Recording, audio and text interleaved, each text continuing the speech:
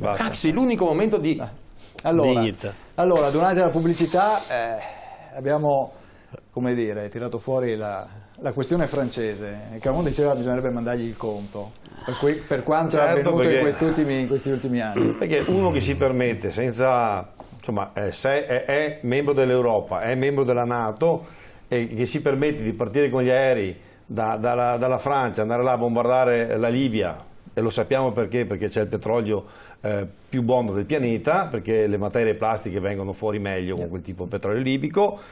Noi onestamente avevamo anche sempre avuto un gran rapporto perché c'è tutta una storia, ci ritroviamo che addirittura bisogna andare in guerra con loro. Cioè, qua onestamente l'Italia ha fatto anche brutta figura, a prescindere dai governi che ci sono stati, che si sono susseguiti. Però visto che adesso hanno creato tutto questo malessere, tutto quanto questo problema, io direi qualche responsabilità bisogna cominciare a metterla in conto, perché sennò tutti quanti fanno quello che vogliono. Poi loro magari domani chiudono 20 miglia perché se al Brennero sarà così, adesso arriviamo a 20 miglia sarà là, ai muri d'Europa. Allora io comincio ai muri d'Europa. Allora, Schengen cosa succede? Non serve più. Bene. Quanto incide non avere poi le merci che si spostano a una certa celerità come eravamo abituati in questi ultimi anni? Bene. Chi ne fa le spese? Perché qua alla fine, ripeto, è difficile per qualsiasi governo che si possa susseguire in Italia a far ripartire l'economia se ogni giorno ci ritroviamo un qualcuno che ci mette un paletto in più e ci va a ingessare o ci va a mettere un muro che tra virgolette vero ma che poi si riflette in maniera economica. È difficile fare l'imprenditore in tutta l'Europa, cioè l'Europa non potrà mai più riprendere perché siamo succubi dell'America, abbiamo un'Unione Europea che non funziona e alla fine paghiamo perché la gente venga qua, perché 3 miliardi più 3 miliardi di euro in Turchia sono 6 miliardi, ma 6 miliardi investiti dove guadagnano 100 euro forse al mese quando gli va bene, ne possiamo fare di strada. E lo stesso è che per l'Italia, quando io ho visto che l'Europa ha destinato 540 milioni, è finita, perché dietro quei 540 milioni là c'è il mondo che comincia a guadagnarci sopra, è logico che poi vengono fuori queste autostrade, ma per interesse anche di chi vuole gestirle. Allora, è l'Europa... E di chi gliele lascia gestire. Esatto. Sentiamo allora Monsignor Paolo Bizzetti, vescovo dell'Anatolia, che ci racconta un po' la situazione turca e anche un pochino quella che è la sua chiave di lettura. Sentiamo. E direi che c'è un tentativo di nuova spartizione del Medio Oriente che è fatta dai grandi protagonisti della politica mondiale, ecco, e quindi la Turchia in tutto questo non è differentemente, la posizione della Turchia non è differente da quella dell'Italia. Siamo vasi di coccio in mezzo a vasi di ferro. Ecco, il governo sta cercando di fare una sua politica precisamente per non rimanere schiacciato in questo gioco delle superpotenze. Certamente non è semplice. Sicuramente la Turchia anche da questo punto di vista è un crocevia. Lo Stato turco è stato molto generoso nell'accogliere più di 2 milioni di persone. Non può rimanere soltanto un problema loro, perché questo veramente è ingiusto, ecco. E quindi adesso sta cercando appunto di capire, però il problema è a monte, cioè come mai si producono queste ondate terribili, no? In numero e disastro dei rifugiati. Allora il problema è la guerra, chi finanzia la guerra, il commercio delle armi, eccetera. E in questo ci abbiamo tutti lo zampino dentro, Europa compresa, Italia compresa, perché poi anche i terroristi dell'ISIS non trovano i mitragliatori sotto le palme, c'è qualcuno che glieli vende, ecco, quindi c'è tutto un business molto forte, come Papa Francesco ci sta ripetendo da tempo del resto. Professor Casen, abbiamo tutti le dita nella marmellata, dice Bizzetti. Questa è un'economia di guerra e ne approfittiamo, chi è in grado di farlo lo fa. E poi ci sarà un'economia di ricostruzione quando la politica sarà cambiata e sarà un altro business. E chi gestirà questa operazione e quali saranno i politici a capo di queste nazioni distrutte, rase al suolo, saranno indicate, come stiamo facendo in Libia, le Nazioni Unite o la NATO o qualche altro organismo occidentale decide chi è capo della Libia. Il libico non è in grado di gestire questa cosa. È terrificante perché partiamo sempre dal fatto che noi siamo buoni. Noi siamo buoni e quindi possiamo dire chi è il prossimo capo della Libia. Non lasciamo a loro la possibilità di potersi gestire questa cosa. Ma a noi cosa interessa della Libia? A noi interessa il petrolio e interessa l'uranio, perché la Libia, a differenza di tanti altri paesi, è ricca di uranio e l'uranio si sa che prima o dopo serve soprattutto ai francesi, che hanno una tecnologia abbastanza avanzata e sono convinti che l'uranio sarà l'energia del futuro. Quindi nulla nasce per niente. Quello che si cerca di fare è distruggere, azzerare il Medio Oriente. Perché una volta che l'ho azzerato posso costruirci sopra quello che voglio io. E queste sono le grandi potenze. È un po' quello che ha anticipato Don Bizzetti. Vuol dire che se io devo far crescere piante nuove, vado con l'aratro, rivolto la terra, non ci rimane più niente e io coltivo quello che mi interessa coltivare, il grano più che altre cose. Ecco. E questo è il motivo per cui l'Oriente viene aggredito da tutte le parti. Chi ne ha il maggiore danno è l'Europa, perché sicuramente i russi non ci vanno, perché la Russia ha un sistema molto preciso, sicuramente per esempio non vanno in Spagna, pur essendo la Spagna un paese di confine, c'è il mare anche lei, ma nessuno ci arriva. Una delle poche volte che ha tentato di arrivare, un barcone che è arrivato sulla riva della parte sud della Spagna, è arrivata la polizia e con la mitragliatrice li hanno fatti secchi e li hanno lasciati lì a galleggiare. Quindi sanno che quella rotta non si può fare. Quello che ci sta cadendo sulla schiena è questo tsunami. Allora, se arriva questa energia, perché sostanzialmente è un'energia che non riusciamo a controllare, riusciamo a dare un ordine e riusciamo a gestirla in maniera diversa, allora probabilmente otteniamo dei risultati positivi anche per noi. Ma siamo in grado di farlo? Questo è il problema. Ma soprattutto non tanto in Francia, quanto in Inghilterra o in Germania o in Svizzera, che questo fenomeno per esempio in Svizzera o in Germania è antico, ha perlomeno 100 anni, perché gli immigrati italiani, noi immigravamo in Germania all'epoca di Hitler, parliamo di 600.000 italiani che lavoravano come schiavi sotto il regime, ma non erano stati deportati, era prima del 1943. Quindi non c'entra niente l'8 settembre. È sempre stato così. La nostra migrazione poi, per esempio in Belgio, noi mandavamo i nostri migranti a lavorare nelle miniere. Attenzione, ma avevano due funzioni. Uno perché il risparmio del migrante arrivava in Italia e riempiva le tasche delle banche, perché era valuta pesante che serviva all'Italia per crescere. Negli anni 50 c'è stata una crescita determinata proprio da questo approvvigionamento di valuta estera determinata dagli immigranti. Ma l'altro aspetto è che quegli immigranti pagavano i danni di guerra dell'Italia. Cioè tanti immigranti erano al lavoro, tanti denari venivano scalati dai danni di guerra che l'Italia doveva pagare al Belgio e doveva pagare alla Francia. Questo si evita sempre di dirlo. Il problema qual è? O ci organizziamo e allora si può affrontare qualsiasi avversità, oppure rischiamo di essere travolti. Soprattutto perché chiaramente adesso l'Austria ha fatto un'operazione un po' così politichese, successivamente tira su un muro e ce li teniamo tutti.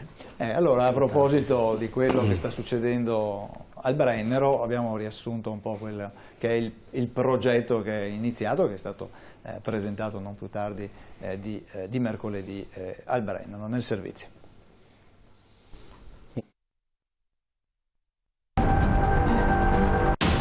Saranno 370 metri di rete metallica a dividere l'Italia dall'Austria al valico del Brennero, una barriera già in fase di realizzazione che taglierà in perpendicolare la carreggiata dell'autostrada A22 e quella della statale del Brennero. Così le autorità austriache ripristinano i controlli che saranno effettuati subito dopo la galleria alla frontiera del Brennero in territorio italiano. 250 i poliziotti schierati che avranno il compito di presidiare il confine e impedire il passaggio di migranti indesiderati dall'Italia verso l'Austria. La polizia austriaca controllerà persone e mezzi, deviando i sospetti in un'area adibita all'identificazione. Il traffico sarà incanalato su 4 corsie, 2 per auto e moto e 2 per i mezzi pesanti, e il limite massimo di velocità consentita nei pressi della frontiera sarà di 30 km/h. La misura prevista dal governo austriaco è stata definita inevitabile dal vincitore al primo turno delle presidenziali austriache Norbert Hofer. La decisione non mi fa di certo piacere, ha precisato, ma non abbiamo altra scelta. I confini esterni di Schengen, aggiunge Hofer, vanno messi in sicurezza. Solo in questo modo potrebbero essere sospesi i provvedimenti temporanei. Ci dicono a noi, armatevi in mezzo al canale di Sicilia e cominciate a fare il messaggio che arriva dall'Austria. Ci sarebbe da fare delle puntualizzazioni su questo argomento. Però il servizio, se è così, ci dicono, siccome voi non riuscite a fare quello che dovete fare in mezzo al canale di Sicilia, noi lo facciamo al Brennero. In poche parole, loro dicono, noi siamo Schengen, voi siete già Africa. Esattamente. Allora, diciamo così, il messaggio che arriva dall'Austria è una difesa dell'Austria, oppure l'Austria lavora anche per qualcun altro che sta più a nord? Ma no, ma io dico che probabilmente può essere che la mancata gestione dell'Italia di questo fenomeno, io non dico mancata gestione per cercare di essere un po' rigoroso su alcuni argomenti. Io devo dire che la protezione non c'è per niente che c'è l'accordo di Dublino, c'è la Convenzione di Ginevra. Sapevano che quando paesi saranno in situazioni di difficoltà, al primo paese dove scendi hai la possibilità di chiedere lì la protezione internazionale. Però ripeto, abbiamo avuto la possibilità anche di girare, di vedere altre realtà, tipo la Francia. Però quello che ho visto in Italia, io continuo a criticare, ma lo critico e sono critiche tale da motivare per cercare almeno di affrontare e gestire concretamente questo fenomeno. Perché non è possibile che arrivano queste persone perché scappano da una situazione di difficoltà, e non, questo lo dico è preciso, arrivano presso queste strutture di accoglienze, stanno lì tanto tempo per aspettare l'esito di una commissione. Questo già è stato il primo sbaglio che è stato fatto. Bisognerebbe, quello che è stato fatto ultimamente, aumentare le commissioni, anche se non bastano, bisognava farlo in primis. Bisognava cercare di dare la risposta al primo richiedente asilo che arriva per capire un attimo un po' qual è il suo status, come fa la Francia, come fa la Germania. Ma qui, ripeto, è inammissibile che ci siano tutti i giovani dentro queste strutture di accoglienze, ma tanto tempo nell'ottica di aspettare. Le cooperative, e poi devo vedere anche nella gestione che sono stati fatti, dove vengono accolti, dove vengono tenuti, tutto quanto. Lì anche ci sarebbero tante cose da dire, che veramente è un tipo di accoglienza che non abbiamo mai capito noi più di una volta, insieme anche agli altri colleghi dei sindacati, l'abbiamo più di una volta sollecitato. Chiedere dei tavoli all'interno della prefettura col prefetto per cercare di evitare che quello che era successo, lo dico qua anche a Casa Colori, questa ribellione, vogliamo dire, di questi ragazzi a spaccare tutto succeda. Tipo di accoglienza bisogna cercare di farlo in una forma mirata.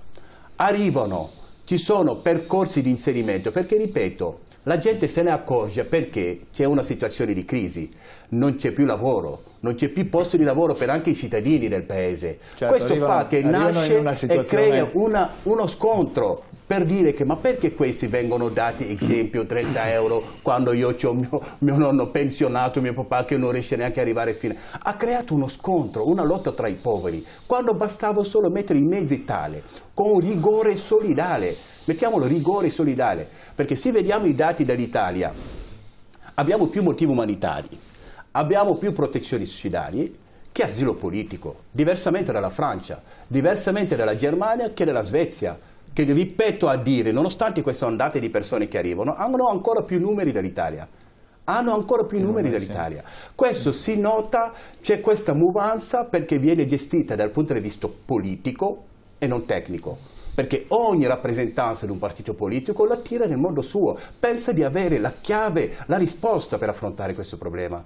Io guarda, tutti, e ripeto che gli immigrati che vivono in questa città aspettano solo che questo problema vengano risolti. Ma sai perché? Perché sono stanchi, stufi di pensare che sono tutti nello stesso cerchio, quando ogni mattina si alzano, vanno a lavorare per cercare di tenere in piedi anche l'economia di questo paese. Ormai sono cittadini a tutti gli effetti, anche dovevano essere coinvolti nell'affrontare questa problematica, non cercare di gestire solo figura di mediatore culturale, che non sappiamo il mediatore culturale e l'interprete all'interno della commissione, sono due figure completamente diverse.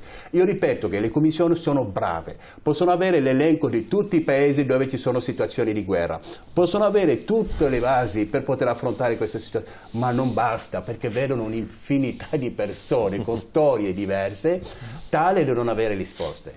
Questo secondo me è una mala gestione del fenomeno e le conseguenze le stiamo subendo, ma tutti quanti. Io vorrei tanto sfidare chiunque per capire chi è che ha la chiave della gestione di questo fenomeno.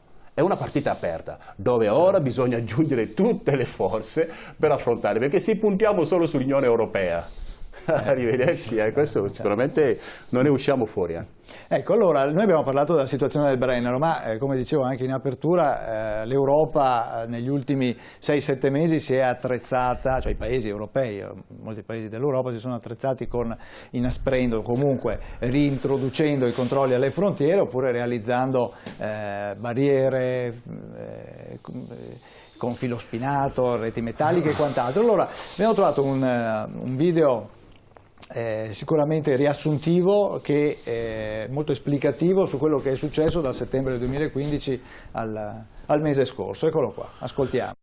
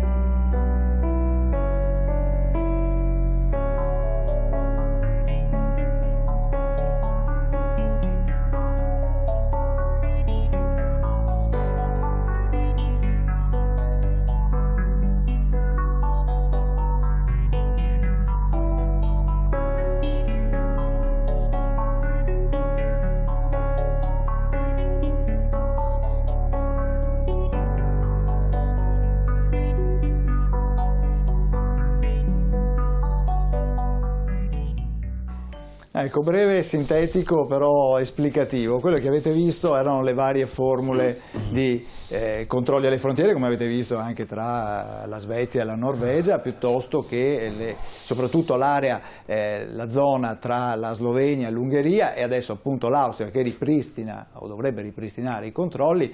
Viene creata di fatto, come abbiamo intitolato la nostra puntata, la Grande Muraglia. Perché? Perché di fatto viene creata uno sbarramento e infatti già la cosiddetta rotta balcanica sembra si stia affermando, perché da di là non si passa più. Il caso di Domeni, abbiamo visto la barriera in Macedonia, una situazione che mette, tra virgolette, fuori Schengen, chiamiamola così, i paesi del Mediterraneo, in particolare Italia, Grecia, prima abbiamo sentito Bizzetti sulla Turchia,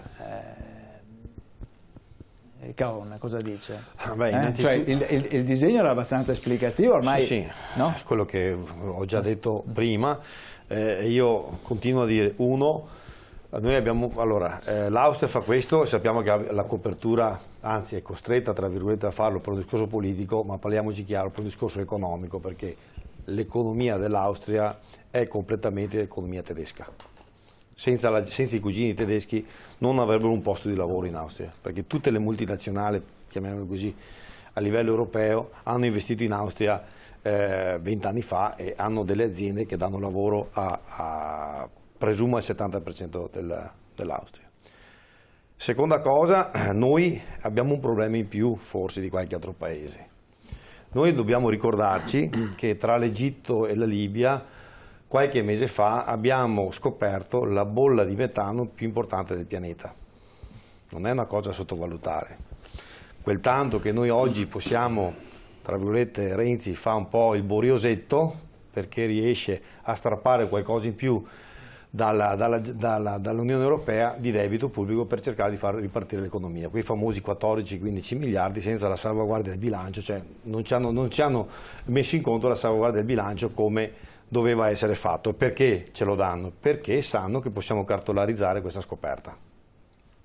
Allora noi dobbiamo da una parte stare attenti come ci muoviamo con certi paesi, perché poi ci ritroviamo che questo grande giacimento non lo possiamo utilizzare fino in fondo, e dall'altra parte abbiamo anche un problema, chiamiamolo così, oggettivo, e che anche in un certo caso, in una certa maniera, l'Europa se ne è sempre, diciamo così, presa con una certa leggerezza. Adesso che ha visto che il problema comincia a diventare grosso e c'è un problema politico, allora comincia a fare, diciamo così, la vecchia politica del muro, ma non si risolve. Perché? Perché non passano per la Spagna. Io sono stato in Marocco l'anno scorso, le posso garantire che nessun marocchino gli interessa venire in Spagna o venire in Francia oggi, perché in Marocco si sta bene, in Marocco cominciano a star bene, in Marocco ci sarà qualche marocchino che è qua, che vuole ritornare magari a casa, ma mai ha fatto famiglia qua, ai bambini che ormai si sono diciamo, integrati qua, difficile spostare la famiglia e ritornare ai paesi d'origine, ma proprio perché ho fatto dei discorsi in aereo andando su e giù. Ma voglio dire, questo sistema che è riuscito il re del Marocco a creare dentro al suo Stato lo dovrebbe in qualche maniera spostarsi, dovrebbe in qualche maniera spostare anche in tutti i paesi del Maghreb e del Medio Oriente. Qual è il problema che abbiamo, che io ho notato da fuori? Che il re del Marocco ha una cosa in più, che è l'unico discendente di Maometto. Cioè, perciò lui, anche se fa tra virgolette un Islam, anche se fa moderato, chiamiamolo così, nessuno gli può dire niente. Bisognerebbe avere 2 o 3 personaggi tra virgolette come il re del Marocco, che ha 52 anni, non è sicuramente un re come era suo papà, uno dei classici re avidi, è uno di quelli che cerca di sviluppare il paese e automaticamente non serve tanto, perché il Marocco, che io ho visto, non sono serviti tantissimi anni per fargli fare questo salto, perché lui ha cominciato a tirar fuori tutti i soldi che aveva tra virgolette in cassa e ha cominciato a fare case popolari per tutti, perciò sta creando lavoro. Ha investito nel paese. Sì, ma ha creato anche lavoro, non è che gli do solo la casa, te la vieni a costruire, tra virgolette. Certo. Ha creato quel lavoro che è tutta una serie di economia, poi loro hanno anche altre particolarità che possono godere con gli Stati Uniti via via, però a ogni paese c'è una risorsa, non è che il Marocco goda di tutto quel petrolio che potrebbe magari, o del gas che potrebbe, e qui sta la diplomazia europea a creare queste fondamenta a questi paesi e invece non riusciamo perché, ripeto, finché ci mettiamo uno contro l'altro dentro in Europa, il muro di qua o l'embargo dall'altra parte, come facciamo a essere un soggetto credibile per poter in qualche maniera, non dico imporre, ma creare le fondamenta per creare un'economia che la gente non possa più partire, cioè non gli venga più la voglia di partire. Certo, allora dobbiamo andare in pubblicità, dopo rientro sentiamo anche quello che pensano i cittadini su quello che sta avvenendo e poi cercheremo di capire se questi flussi migratori possono essere gestiti in maniera diversa, se la migrazione sicuramente sì, ma se possono essere una risorsa e non solo un danno, diciamo così. Ma comunque dopo la pubblicità, tra poco.